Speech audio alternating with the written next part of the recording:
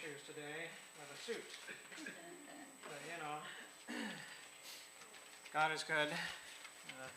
He loves us, and He's a good God.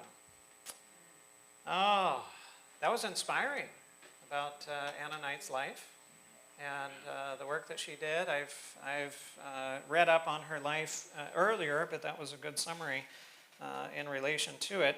And it reminds us of the missionary work that we're called to and the privilege that we have of reaching out. And we don't need to necessarily travel 550-some thousand miles during our lifetime and write as many letters and so on, but if we would simply reach out to one person around us at a time, it would be a tremendous impact upon many. Right? Well, let me pray as we get into our topic for this morning. Dear Heavenly Father, thank you so much for your blessings. Thank you for being a wonderful God. And Lord, we ask for you to draw us close to you at this time. Open our eyes to see what we need to see, to know what we need to know, that you might be able to bring us to the freedom you died to give us. And this I pray, thanking you for answering in Jesus' name. Amen. As with anything, I guess we have no... do I need to unplug and plug in again? I'm good. There we go. All right. As with anything, it's important what you build on. It's nice to have a good foundation. If you don't have a good foundation, then things can get a little interesting. Can you guess what state this might be in? Florida. Yeah, Florida. Yeah, it's a sinkhole under somebody's house. When you have sand as the foundation and then you have water and it flowing over a period of time, then you can create some interesting challenges. Now, it doesn't matter how well you build the house on top of the foundation. If the foundation is not well laid, the rest of it's not going to do so well. And of course, Jesus talked about that when he talked about the two men building the house and making sure that there was a good foundation, one built on sand and one built on the rock. And to both, trial came. And when the trial came, well, it was revealed who built on the rock and who built on the sand. When we think of something that's a firm foundation, we think of something that doesn't move, right? Something that is stuck, something that it doesn't matter which way you look at it. It doesn't matter which way you push on it. It doesn't matter which way you interact with it. It is what it is, and it doesn't change.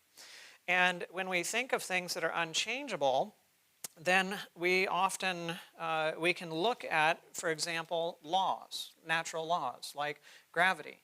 I mean, gravity is what gravity is. It's unchangeable. It's fixed. What we might understand about it can change from time to time, but it doesn't change. And there is a fundamental law of all nature that tells us that nothing exists or functions from itself, and nothing exists or functions for itself. That means everything in creation must have something that it receives, material, power, resources, in order for it to exist, to function, and if it's a living thing, for it to live. And then everything uses those resources in order to do something, and what it does benefits other things. And this is true for anything in creation, whether it is animate or inanimate, right? Everything takes in order to give, and this is the law of life. Now, that means that everything functions like a channel. And of course, a channel has an entrance and a channel has an exit. And the taking is at the entrance and the giving is at the exit. And cause is at the entrance, whereas effect is at the exit. Right? And when everything takes to give, it does so, it takes in one place and it gives in another place. And nothing gives where it takes from, and nothing takes where it gives to.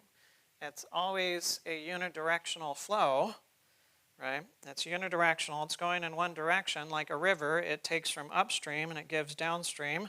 and a wire is going to take the electricity in on one side and out on the other, yes, you can reverse the current, but then it'll be taking on one side and then giving on another, and so on. And you have a hose, it will take on one side, it will give on the other, and everything in creation functions this way. And since there is a channel, and all creation functions this way, if you're going to give to something. So there's going to be another channel that you give to that's going to take, and then that channel is going to give, which the next channel is going to take from, and then going to give, and so on. And ultimately, everything is going to end up functioning in a circuit. Like electricity, it always works in a circuit. We think of the hydrological cycle, that works in a circuit. We think of physiologic processes in the body, those work in a circuit as well. And so every system functions in a circuit, but every component of the system functions as a channel. Right? And then you have the multiple components together to make up the system in order for it to function in a circuit. And what's the importance of this? Why are we talking about this in Sabbath school? Well, it's coming, right? It's coming. So there must be an order to every function, and the order never changes in relation to that function. And when the order is correct, then the system can function the way that it's supposed to, and when the order is incorrect, then the system dysfunctions.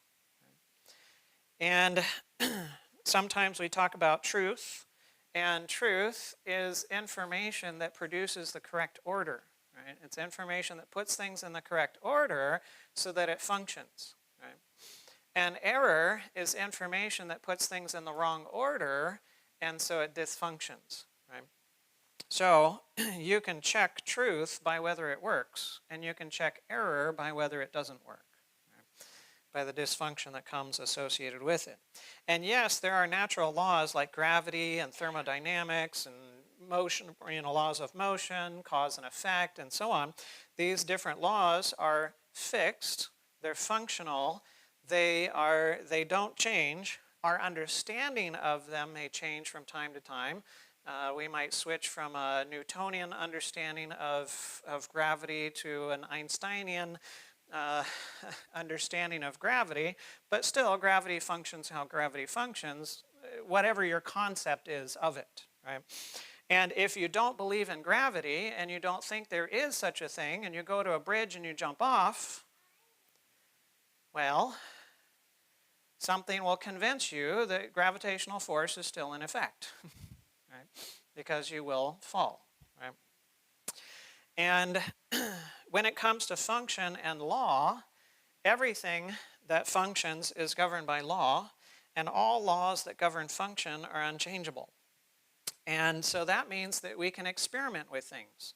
And that means that there is predictability, right? Because the law doesn't change. And so we can fly in an airplane because there are laws that govern the function of that flight, and we can experiment, we can test it, we can retest it, we can look at it under different circumstances and situations and see how it performs in this environment versus that environment versus these circumstances, and then we can figure out, okay, how long do you want the runway to be?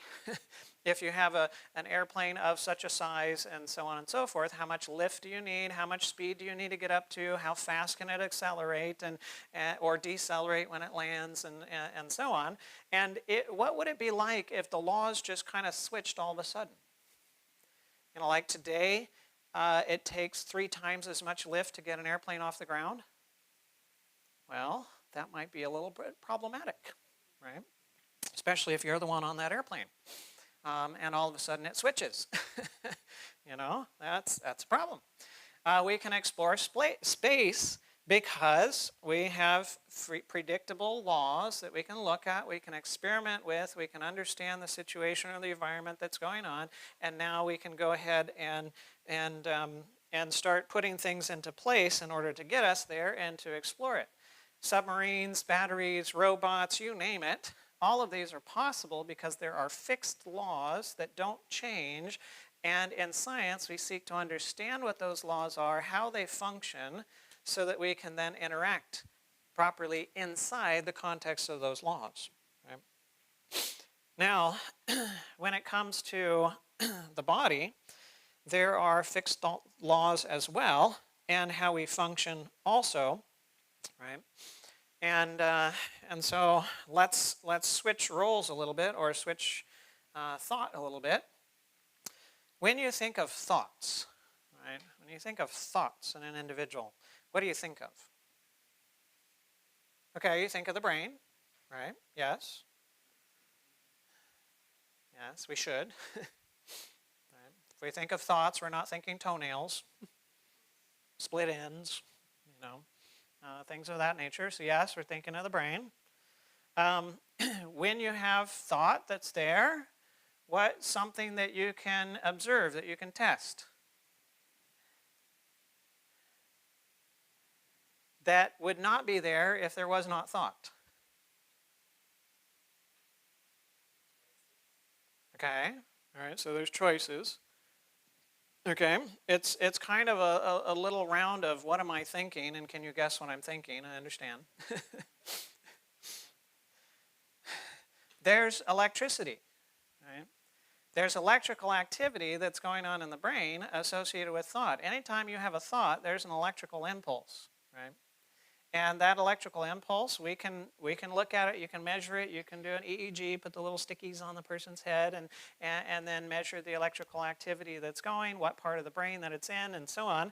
And if we didn't have the skull in the way, and we could get directly to the brain, well, then you can map things much cleaner, much more specifically, and so on.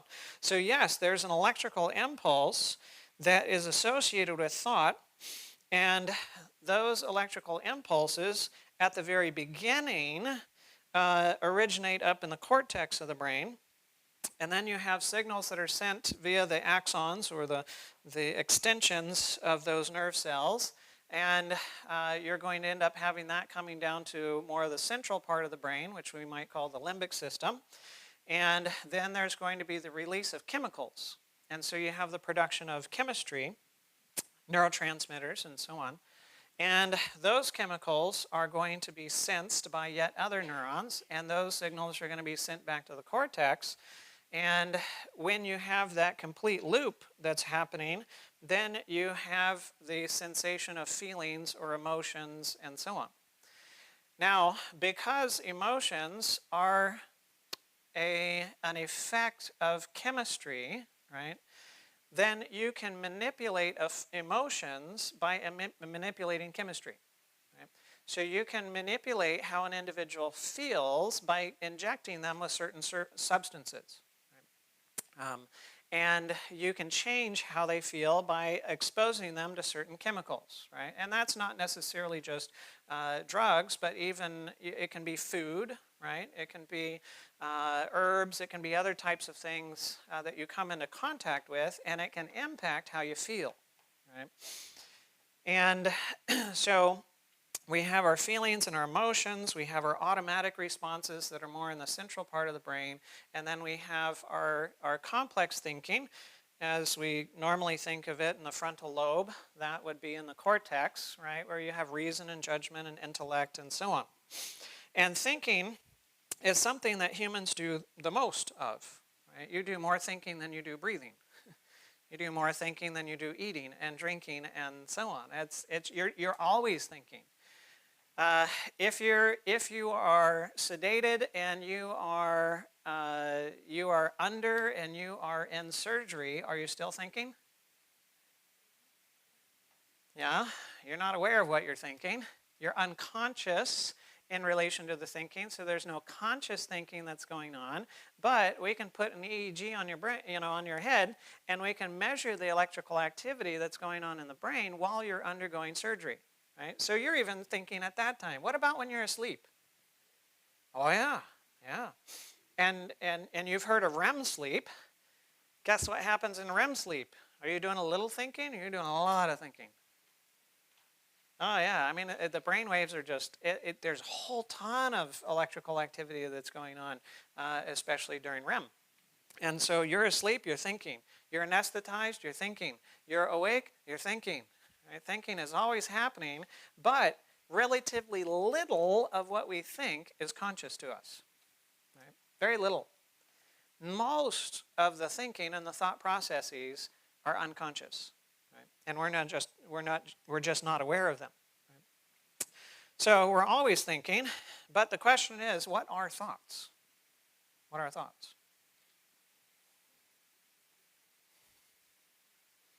Right? It's what we do most, but what is it? Right? And where do they come from? And so where do they start? And wherever they start, you'll find that's where you start and I start. Right? That's the beginning of our function. And what is it that thoughts do?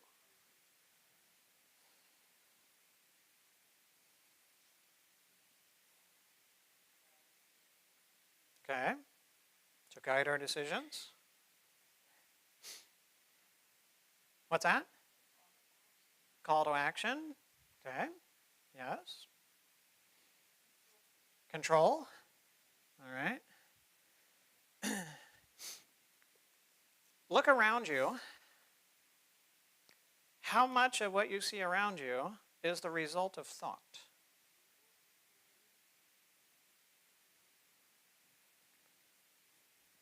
I mean, there's a podium. Is that the result of thought? Yes. Somebody thought about making the podium, right?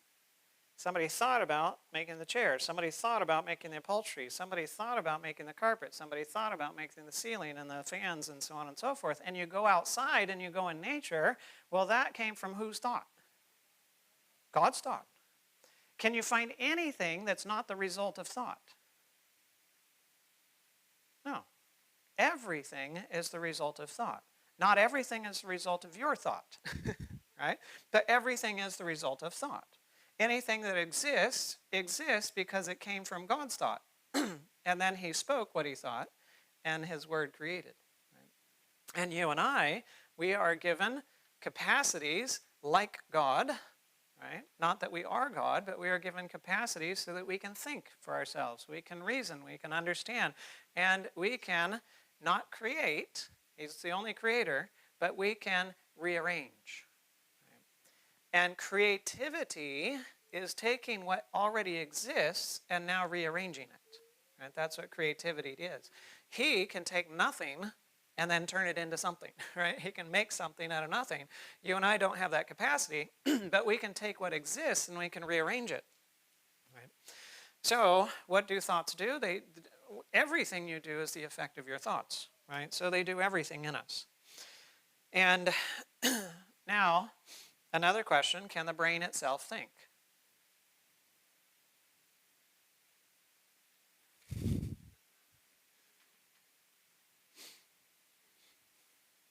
Right? All right. So the brain is composed of chemistry. Right? It has protons, neutrons, and electrons. It has atoms. It has molecules. And yes, the percentage of certain types of molecules in the brain are different than the percentage of certain types of molecules in other parts of the body and so on. But is it the chemistry that causes the thought? Right?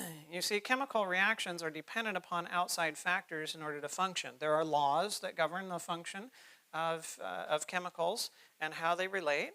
There are environmental factors. There are it depends on, chemistry and chemical reactions are dependent upon the amount of power or energy that's available to the system. They're dependent upon the temperature that might be there, the pressure that it's under, and so on and so forth, right? And if you have the same conditions, then you will end up with the same reactions. Right? So similar condition or same conditions are going to end up with same reactions, like you find in chemistry class and so on. So the chemicals can only function according to the laws that govern their function, and chemistry can absorb, store, and share or transmit energy and information. Right? We see that happening, like in your computer. Where's the memory stored? In the hard drive. Right? So that's information, and that information can be stored in the physical. But let me ask you this, does information ever originate in the physical?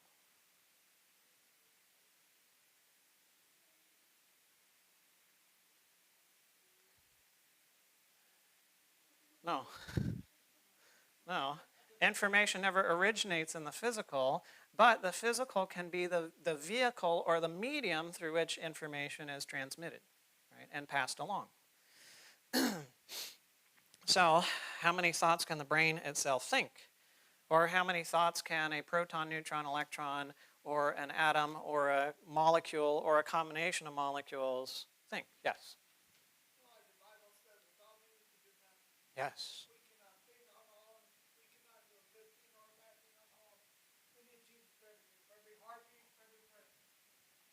Yes, yes. Every capacity, every component, every quality, right, we owe it all to God because we came from Him, right? Yes. So chemical elements cannot feel. Chemical elements cannot choose. Chemical elements cannot make decisions. Chemical elements cannot destroy themselves. They cannot have consciousness. They can't have cognitive abilities or morals or realize something and like it or not like it. And chemical elements cannot organize themselves. They can't regulate themselves. They can't act for themselves. They can react to outside forces, sure. And they cannot look into a mirror and study themselves and know why they are the way they are.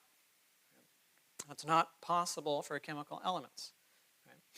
But humans, we do all of those things.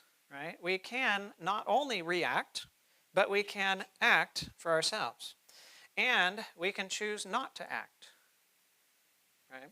So you can have outside circumstances and situations, and in a chemical situation, if you have the outside circumstances and situations, it must react if it's according to law.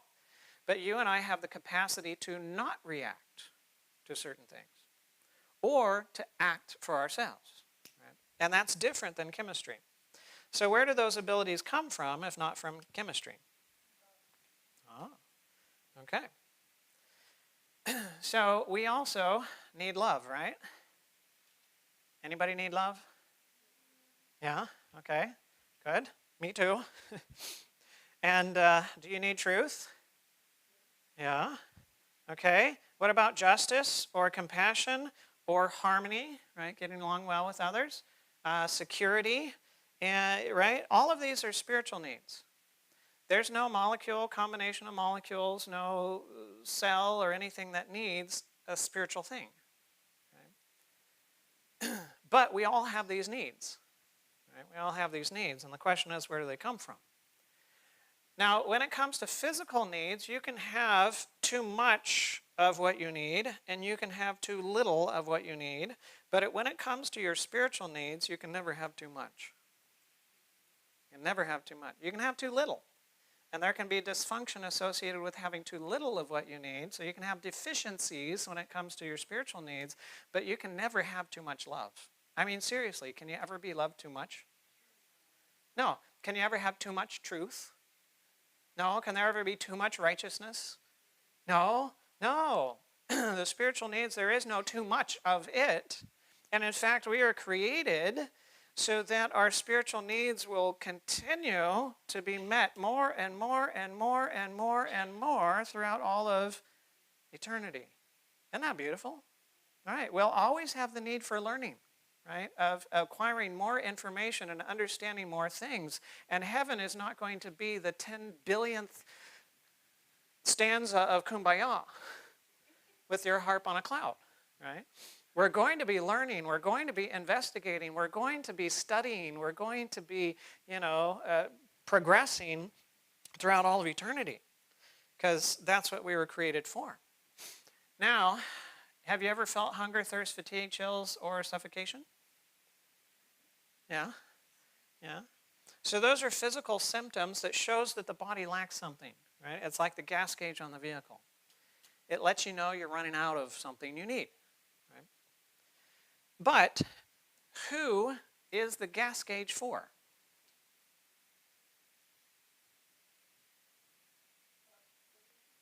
Yeah, it's for the driver of the vehicle. Is the gas gauge for the vehicle?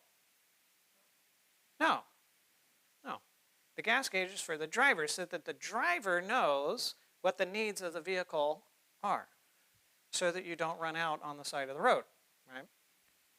So, to whom does the body signal its needs?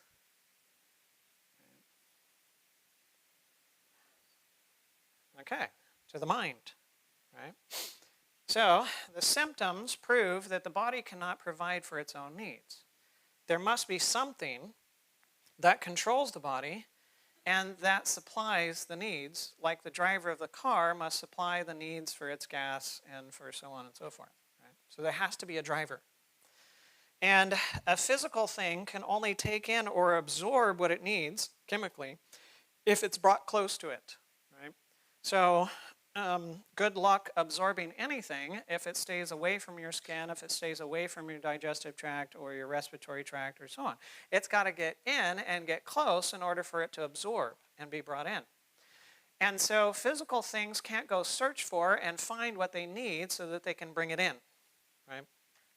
So what is it in man that receives the symptoms, that recognizes what's needed, that searches for what's needed, and then brings it into the body so that it can absorb it, that makes you breathe, that makes you drink, that makes you eat, that makes you bring it in so that it can be absorbed? Okay. Now again, we have spiritual needs,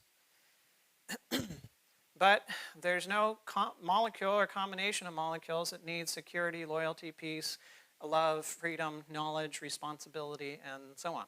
Right? That's not a chemical need. That's a spiritual needs. Right? And spiritual needs reveal the presence of a spiritual component. Right? So you need oxygen, water, food, warmth, and so on. And you do not need suffocation, dehydration, starvation, freezing, or burning. Those are not needs. Right? And you need love and acceptance, respect, honor, truth, justice, mercy, and compassion. You do not need selfishness, rejection, disrespect, dishonor, lies, injustice, cruelty, or indifference. You don't need any of those things. So it's interesting that everything that you need is good. Everything that you need is good. Every need you have is a good need. And it allows you, when it's supplied, to function properly. So, where do your good needs come from?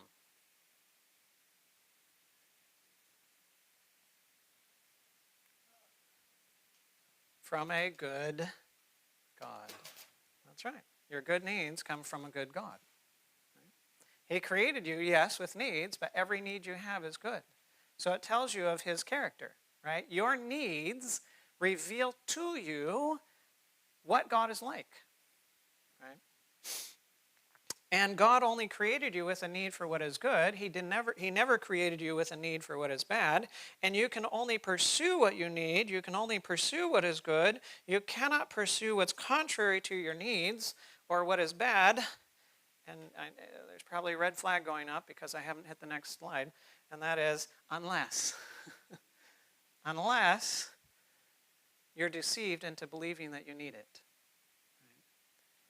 You can only go against your needs in a state of deception, believing that the anti-need will supply your need. Right? You can only do it in a deception, believing that what goes against your need can actually supply your need. Right? And or if you are forced into a circumstance or a situation where you must choose between needs. Have you ever heard of somebody that was, fasting? Right. So who's that? Yeah, Gandhi, right? Mahatma Gandhi. And so he's fasting. Does he have a need for food? Yes, but he's not eating even though he has a need for food. Why is he not eating even though he has a need for food? Okay, so he has a greater need of spiritual things. He has a need for justice. He has a need for social good, right, and so on, right? A need to relieve oppression and to provide freedom and so on. So his need for freedom, his need for social good, his need for these things is greater than his need for food. So he will say no to the one need in order to obtain the other. So your physical needs fulfill life, but your spiritual needs fulfill purpose. And you don't live for the sake of living. Nobody does. If all you did was live, there would be no reason for it. I mean, we can plant you in a corner like a plant, give you some water, give you some sunshine, give you a toilet, a bed, and all of that kind of stuff, but you have absolutely no purpose. Well, you would rather be dead, because that's when people choose to die, is when they have lost their purpose. They've lost their purpose. Because life is not the purpose. Life is only a means to purpose. Right? You must be alive in order to pursue purpose. So, if there's a conflict between your spiritual needs and your physical needs, who wins? It's the spiritual that always wins. It's all spiritual that always wins. You will give up your physical needs before you give up your spiritual ones. But the reason that we're sinners, and we're going to get into that more through this weekend, but the reason that we're sinners is because we're deceived. We're in a delusional state that perceives things backwards, so we pursue what will kill us as if it will give us life, and we avoid what would give us life as if it would kill us. And that's the only way that we can do it, because we were created to go after good needs.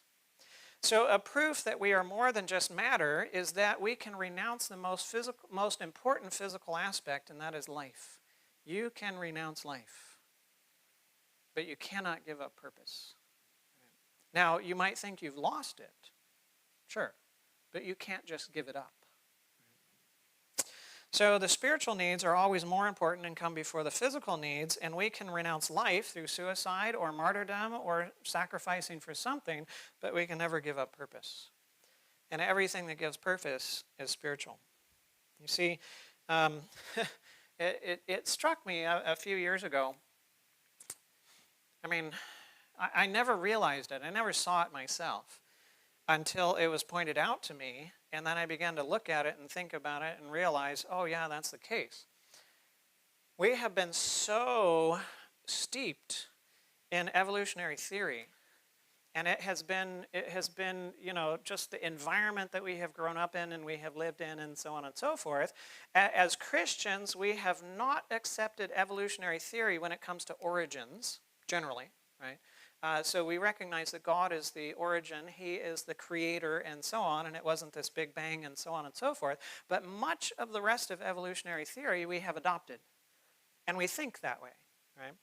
And with evolutionary theory, we're told that matter is self-existent. Nothing blew up, and then something came from nothing.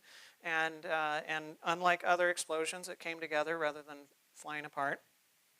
And matter then now is self-existent, and it's self-sustaining.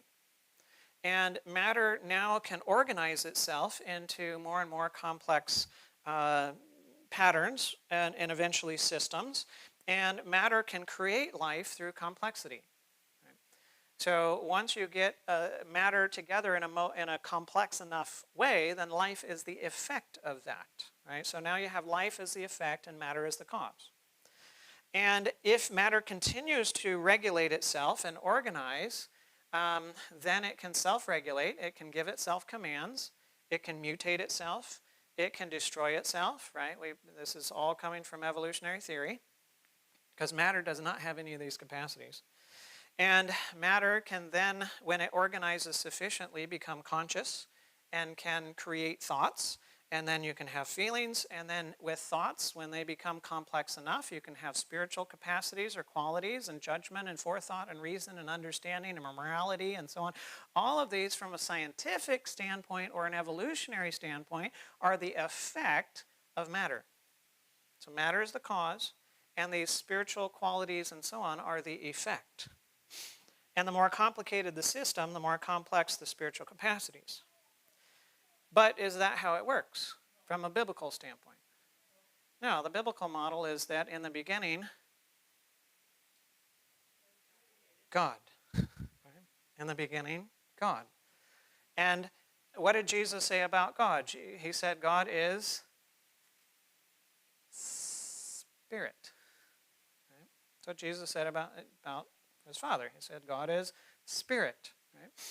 And Jesus, who was the Word made flesh, who spoke all things into existence, and without him nothing was made that was made, he said, the words that I speak to you, they are life, but they're also spirit, right? They're spirit and they are life. So God, who is spirit, spoke what was spirit, and from that came matter, life, everything physical that you see, right? Right, yes. So from a biblical standpoint, we see that the origin of everything is spirit or spiritual, and from that comes the physical. From a evolutionary standpoint, it's the opposite. Everything was physical, and then from the physical comes your spiritual capacities and qualities and so on and so forth, right? So it's backwards, right? And I didn't realize how much of that backwards thinking encompassed so much of my thought processes and so much of my interpretations of what was going on around me. And since it's been a few years, I've been thinking about it a lot, and I'm realizing, wow, man, it's incredible. It's just incredible. I mean, I grew up in church, and I'm still snookered by it. So, what's the difference between a dead person and a living person?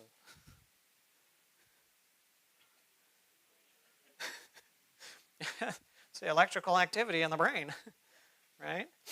No more electrical activity, guess what? Yeah, they're dead, and the rest of it's going too, eventually, right? And so what is it that generates the electrical activity in the brain so that, you are alive and you, you think and reason and can understand and act for yourselves and not respond to things and so on? Well, it's because you and I also have a spirit. Right? And you and I are a soul. We don't have a soul, we are a soul. And the soul is made up of two things. It's made up of body and it's made up of spirit, right? Breath and dust, spirit and body, right? The combination of the two, and you only function when they're together. There's no function when they're separate of either, right? And so the components of a man include your body and your spirit, and the combination of the two is your soul. And when we think of the nervous system in combination with the spirit, then we're talking about the mind. And the mind is beyond just your brain. Right? Yes, the mind includes the brain. And if you remove the brain, you're not going to have a mind. Right? But it also includes the spirit as well. And what happens if the spirit and the body are separated? Yeah, then you've got a dead spirit and a dead body. Right? And no function of either. Right? So it's not like you have some kind of entity that goes on and continues to, think and understand and reason and all that kind of stuff. No. There's no function of either when they're separated. And so how does it work? How do they work together? Because, software and hardware, they work together. How is it that spirit and body work together? Well, you're created so that your body's needs can be communicated through your nervous system up to your brain. And that ultimately is going to be received through the cortex of your brain. And now you're going to be able to evaluate that information and then make a decision associated with that. And if the decision is a yes or the decision is a no in relation to that request, then that's going to be sent back to the body, and the body's going to respond. Right? And so the body is going to be sending information up, and I say spirit, but the mind, it doesn't function separately. The mind is then going to evaluate that, and the information that comes to the mind, we might consider a request. But the information that comes from the mind is a command. Right? So if you have that hunger feeling, you don't have to feed the body right now. You can say, no, we're not going to the refrigerator. No, I'm not eating. No, no. But if the mind tells the body, we're going to the refrigerator and we're going to get food, can the body refuse? No. It doesn't have the capacity to do so. So it's not the body that controls the mind, it's the mind that controls the body. And so hunger and thirst and fatigue and chills and suffocation, those are all signals that are sent by the body up to the mind so that it can look for and supply what the body needs, because the body cannot supply its own needs. And so because you have a spirit, it's the spirit that makes the body move, that searches for the physical things that we need, that makes the body bring those things in, like breathing and drinking and eating and so on, or stops the body from doing that by holding your breath or fasting or so on. And the body, since it's made of chemistry, always reacts to outside forces and information. And it is governed from the outside, and it can be forced, and it can be harmed from the outside. Right? So you can cut it, you can smash it, you can burn it, you can do all of that kind of stuff. It can be harmed from the outside. The spirit, however, is the opposite. Yes, it can react, but it can also act for itself. And that's different than the body. The body can't act for itself. The spirit or the mind can act for itself. But the spirit or the mind is governed from inside of itself, not from outside. And it can never be forced, and it can only harm itself from the inside. If your spirit or your mind is damaged, I don't mean the brain, but the spirit part of the mind, if it's damaged, it came from inside, not from outside. Right? And we'll delve into that a little bit more. So you have an eye, or you have two, hopefully, and that information is sent up to your mind. You have ears, and that information is sent up. You have a nose, and you have tongue, and you have skin and sensation and so on. And then that's received by the mind. It's evaluated, and it's in the mind that you can see, hear, smell, taste, and feel. It's not the eye that sees, it's not the ear that hears, it's not the nose that smells. It's just the organ that takes in or interacts with the chemical or the physical environment around you, and then that information is sent to the mind, right? And then you can see. You can have somebody that has completely intact eyes, have completely intact optic nerves, you have completely intact tract, and even an individual that has an intact optical cortex, and they still cannot see. Right? We might call it a psychiatric condition, right? But individuals, sometimes under significant stress, they have intact physiology, they have intact anatomy, but they still can't see. Because there's an issue that's going on with the mind that's beyond just the physiology and the chemistry that's there. Right? So the seeing happens in the mind, not in the body, but the body is necessary in order for that to happen. Can't be without. Right? And then a decision is made, and then that gets responded to by the body. Right? The body responds to that. So the body receives and transmits physical information. The spirit interprets and sees it, hears, smells, tastes, feels, and determines how to respond. And so this is kind of how they work together. And without a spirit, if you didn't have one, you would have no consciousness. You would not have thoughts. You wouldn't have spiritual needs or judgment or morality, responsibility. There would be no spirituality or ideologies. There would be no sensory perception. There would be no education or teaching or learning. It would be pointless for us to be here today. In fact, we wouldn't be here.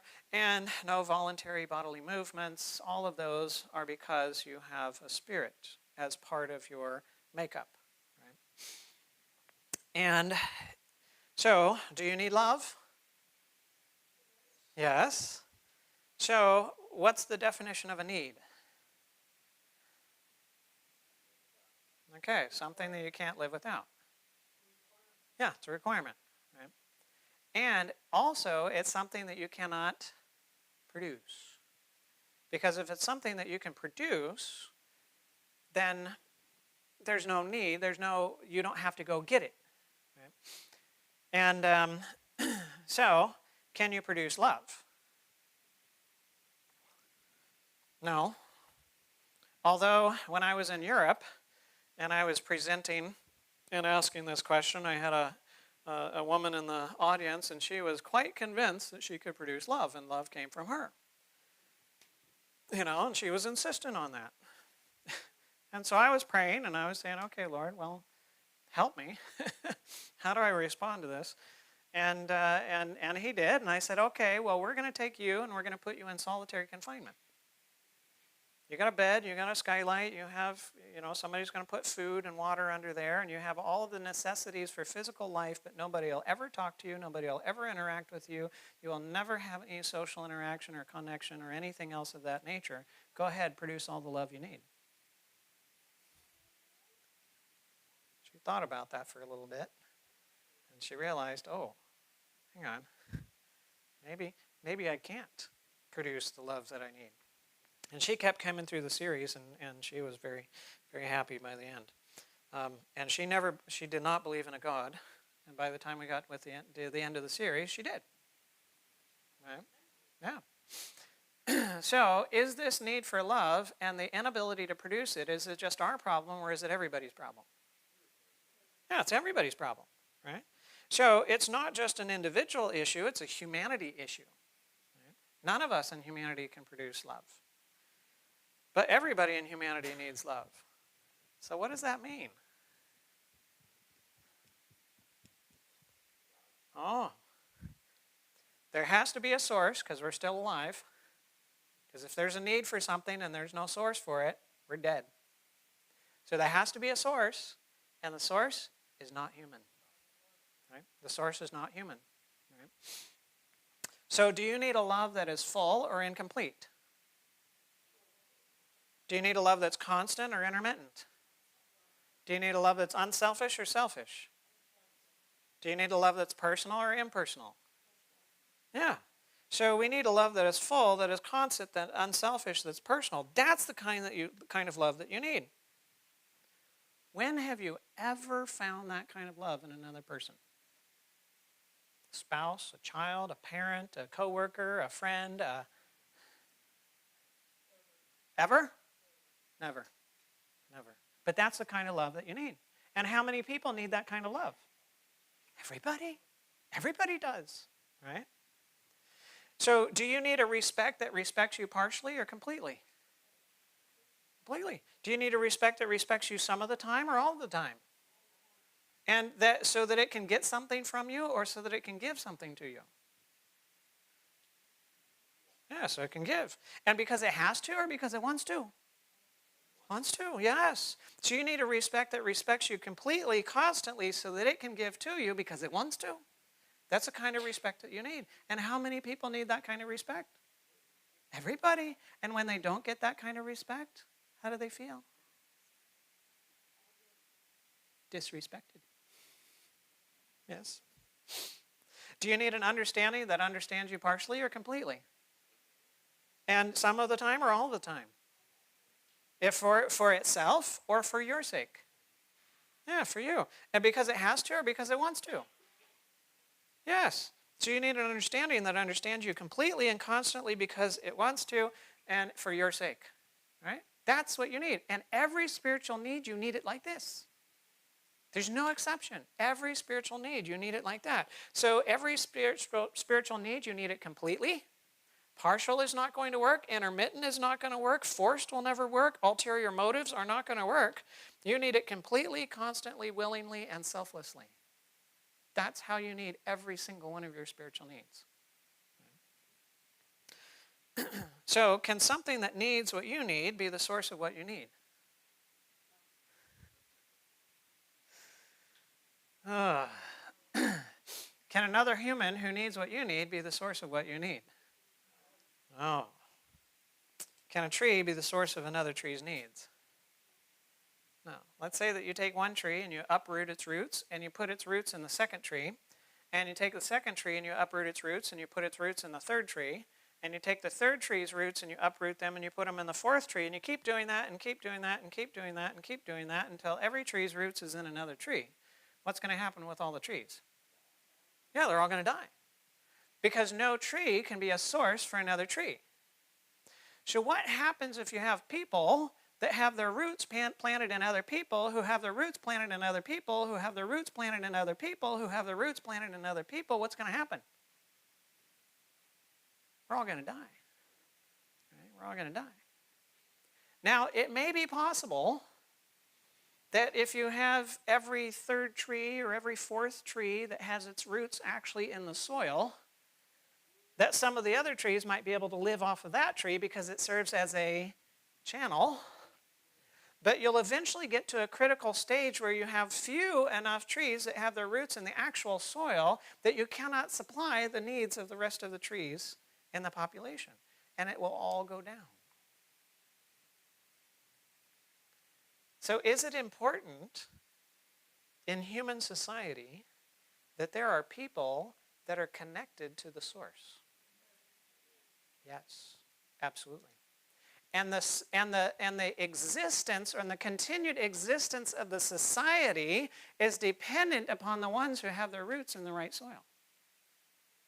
And if you have too few individuals in that society with their roots in the soil, guess what happens to the society? It implodes, it fails, it crumbles, it will self-destruct. Right? Have you ever read in Spirit of Prophecy that the wicked are dependent upon the righteous for their continued existence? Yeah. Yeah. Through this principle, right? So, who or what is the source of love, respect, and understanding that is complete, constant, voluntary, and unselfish? It cannot be another human, and it cannot be multiple other humans.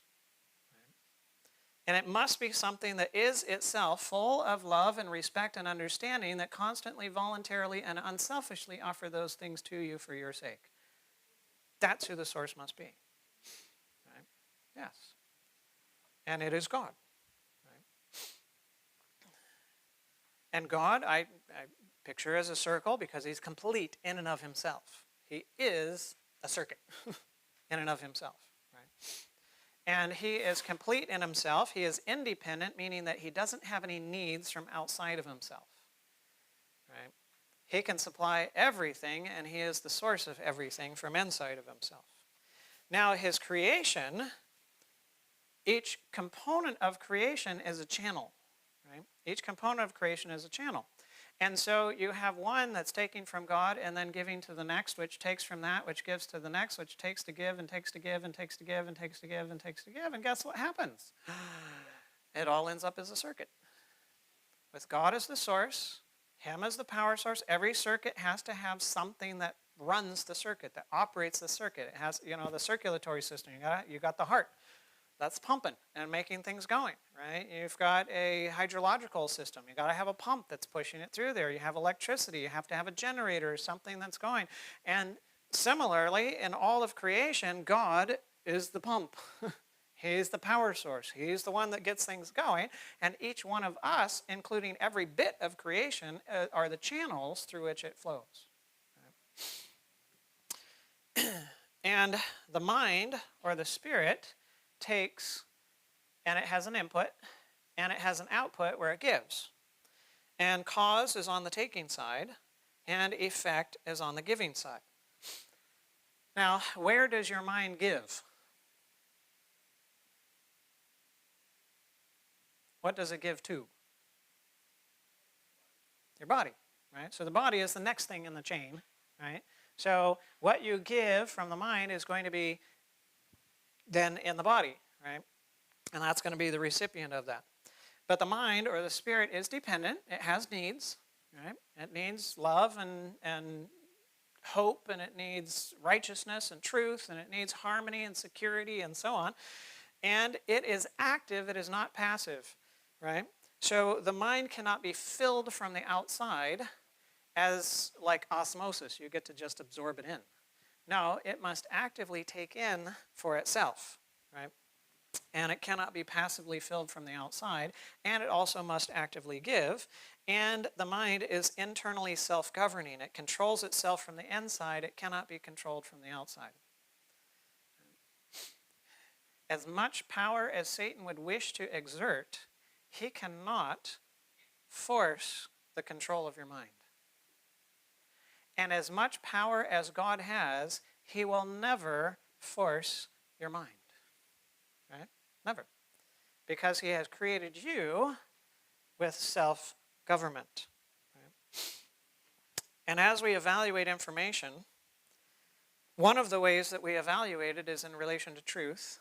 Is it truth or is it error or lies? Truth comes from where? God, yeah. And lies, we generally say, come from Satan, right? Father of lies. So every bit of information that comes to us needs to be evaluated because it comes from one of the two sources. It's either going to be a God source or not a God source, right? And so there has to be an evaluation process, and at the end of that evaluation process, we either believe the information is truth or we believe that it's a lie. And everything that we believe is truth, we accept, and everything that we believe is a lie, we reject. Right? And so this is one of the capacities of evaluation of the mind. Right? But in order for you to evaluate information, what do you have to have?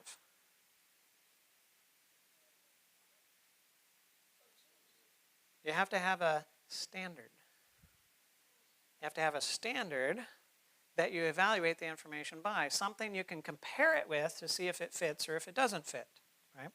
So there has to be a standard. What happens if we have a bad standard? What are we going to do? Yeah, we're going to take the truth, believe it to be a lie, and reject it. We're going to take the lies and believe it to be truth and accept it, and we're going to be completely wrong. But what do we think about ourselves? We think we're right because we're operating according to our standard. Right? It just happens to be a bad standard, which you never accept a bad standard thinking that it's a bad standard. You only accept a bad standard thinking that it's the right standard. Right? Now, what if we have a mixed standard? Well, then we're going to take some truth, believe it to be truth, and accept it. Other truth, believe it to be lies, and reject it. We're going to take some lies, believe them to be lies, and reject them, and other lies, and believe them to be truth, and accept them, and we're going to be all mixed up. But what do we think about ourselves? Yeah, we think we're fine because we're according to our standard. Right?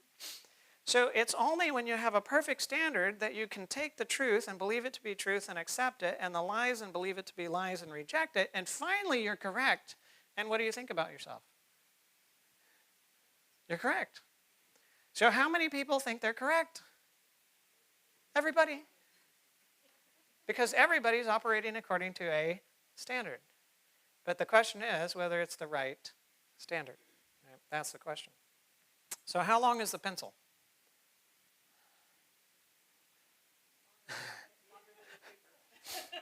All right, so that pencil, how long is it?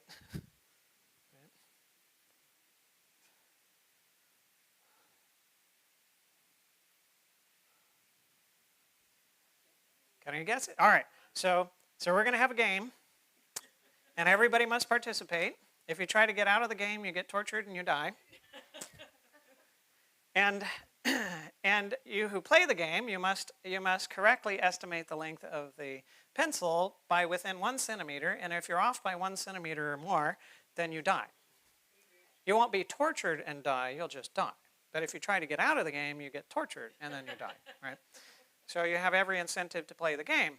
So how many of you are confident that you're going to walk out of here alive? Yeah, not so much, right? Okay. So how trustworthy is your estimate? Yeah, you wouldn't peg your life on it, would you? No.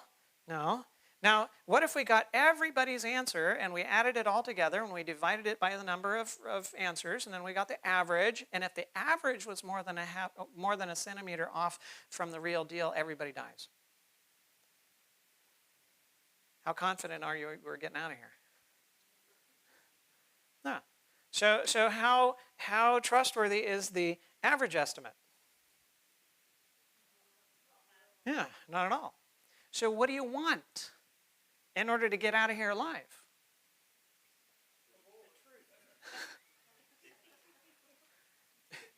You want a measure. That's right, you want a measure. So here's my measure.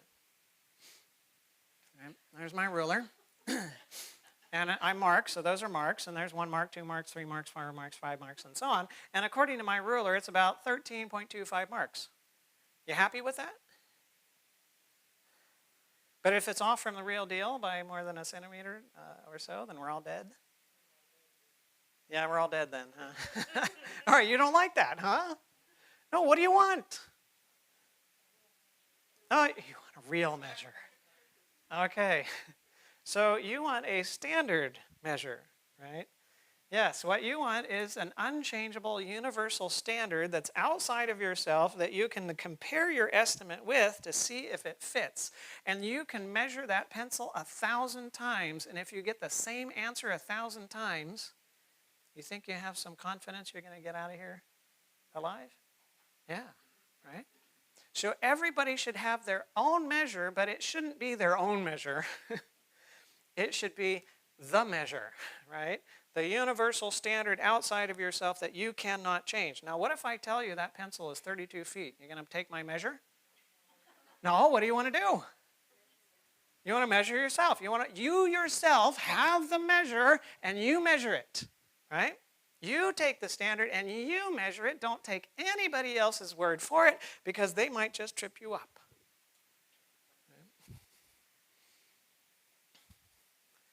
It happens to be a monument in front of a pencil factory in Casey, Illinois, that's 32 feet long. So how many of us would have made it out of here alive? Yes. We wouldn't have done so well. We wouldn't have done so well. So one last activity, and then we'll close for the morning and transition. All right, so we're going to put a puzzle together just to show us how we think. Right? We're not taught how we think. We're not taught to, how to think and so on and so forth. We're going to evaluate that. And for this particular puzzle, each puzzle piece is going to come in the top left corner. It'll be rectangular in shape, and you've got to figure out where it goes, or you die. Oh, okay. You got to figure out where it goes. So here's your first piece. Where does it go? You just leave it in the corner? Yeah. But I need to bring more into that corner because that's where they all come in, is that corner. So I'm going to move it somewhere. Where do you want to put it? Just move it over? All right, well, we'll throw it over and leave it up top. All right, here's your second piece. You know where that goes? Where does it go? Down the bottom? All right. I'll throw it on the bottom. All right, are you confident? We got it? Woohoo! Oh, by the way, I didn't tell you that some of the pieces might actually be to this puzzle and other pieces might not be. And I'm not telling you which orientation they're coming in. They might be upside down, right side, sideways, and so on. You got to figure it all out. So you're not very confident yet, are you? Why? All right. You don't have context, right? So when we have information, we always have to put information in context.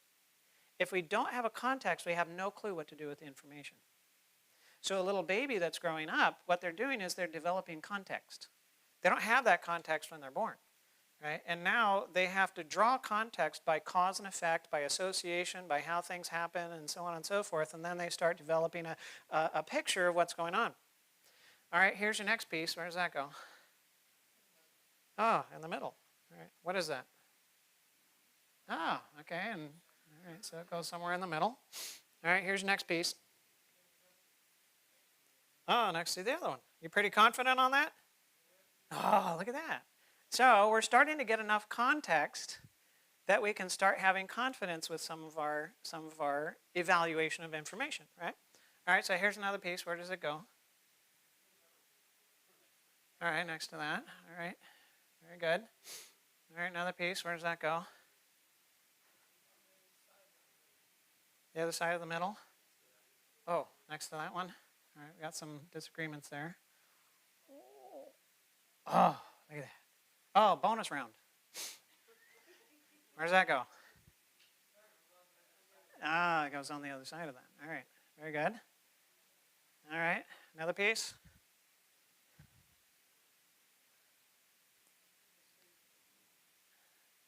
Well, I got to move it in order to get more pieces come up there. All right, well, we'll just throw it to the corner of that. All right, another piece. Where's that go? Oh, straight down. All right, very good. All right, here's another piece. Yeah, it's upside down, so we need to turn it right side up and then put it. Oh, we're going to throw it all the way to the other side. Oh, down. Turn it upside down. Turn it right side up. Oh, bring it down and turn it around. Oh, all right. So we're a little confused about. All right, here's another one. Where does it go? Next to the big piece.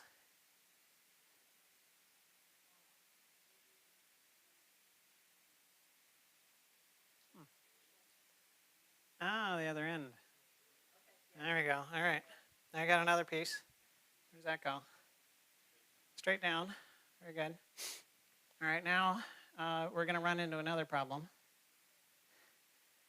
And that is, it's clear by the progression of what's going on with the sky, those pieces are just not going to fit. So in our evaluation of information, we kind of have a not sure what to do, let's put this in this pile and think about it later section, right? Because we don't have enough context to really figure it out. It doesn't seem to fit, but if we get enough pieces, we might see how it fits. We're not sure exactly what to do with it yet, but you know, we need to know, we want to know some more. All right, so here's another bonus round. Where does that go? All right, underneath the other one. Very good. All right, now we got another one. Where does that go? It's upside down. So I'll throw it in the question pile. Yeah, all right.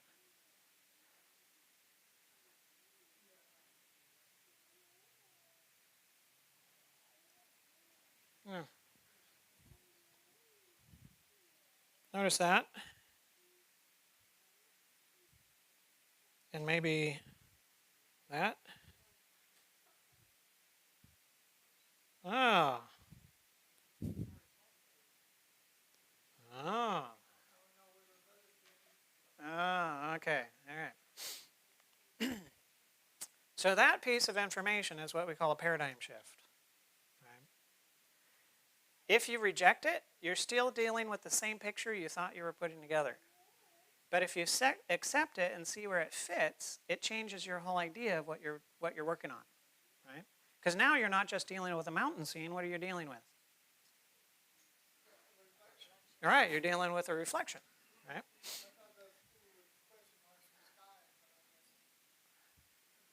Right. So now, understanding how you've seen pictures of a similar nature in the past, we got an idea that this guy might go somewhere over there, and those guys are going to somehow fit down there, right? And so here's your next one. Where does it go?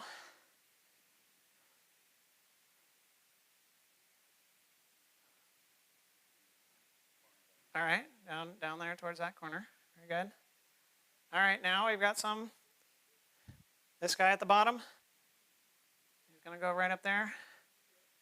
Yep, and that guy at the top. Oh, we finally have a place for him. Oh, isn't that nice? All right, now we got another piece. Got a little tip of a tree in it. Oh, bottom right. Very good. All right. And now we got a spot for that guy to go. And now we've got another one down in the middle. Very good. That guy's going to go where? In the hole. Very good. Next one, where does it go? Straight down. Very good. All right, next one.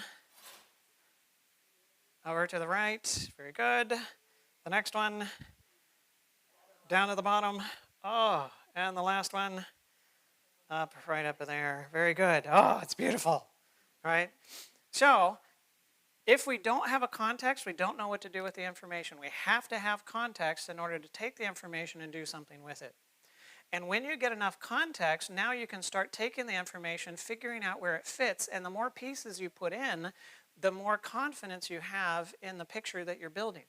But eventually, at some point, you get some information that can change the entire picture of what you think you're working on. and change your entire perspective, that paradigm shift. Now, what happens if you spend your entire life putting information together and making it fit so that you see a picture, and one day you find out you're upside down? And this is right side up. You had the right pieces, but you had them all in the wrong orientation. Okay. Well, what would tell you that you were upside down if you were upside down? Well, if you could come up and look at the monitor closely, you would notice that there's ripple lines up here and there's no ripple lines down there. So you can evaluate things more closely, and the more closely you evaluate things, the more you can kind of discern where things might be awry. But also, if you knew the law, because the law says that the light in the sky is brighter and of a lighter hue than that which is reflected in the water. Right? And it's always that way. And then, ultimately, you want the box top. So you can compare the picture with, and see if you're putting it together right. So God gave us the power of observation, God gave us the law, and God gave us Jesus to be the living picture so that we could evaluate it and see what's going on. So we determine information is true if it fits into our worldview. We determine that it's false if it doesn't fit into our worldview. And what is it that determines our worldview? We believe the information that comes to us from the ones that we love, from the ones that we trust, from our parents, from our family, our community, our society, and so on. And that is the information that builds our worldview. But what if the people we believe in and the information that they shared with us, what if it was upside down? Then what would our worldview be? Upside down. But what does upside down look like if you've always been upside down? Right side up, that's right. And could that be possible for us? Yes. So we cannot trust ourselves or our evaluation of information to determine if it's true or false. We are not the standard by which truth is determined, but there must be a standard that's outside of us, that is universal, that is unchangeable, that is accurate.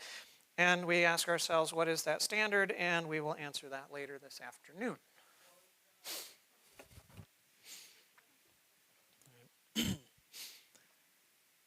Because I've taken up enough time. Let me pray. We're going to take a break, but we will pick up here this afternoon and carry on.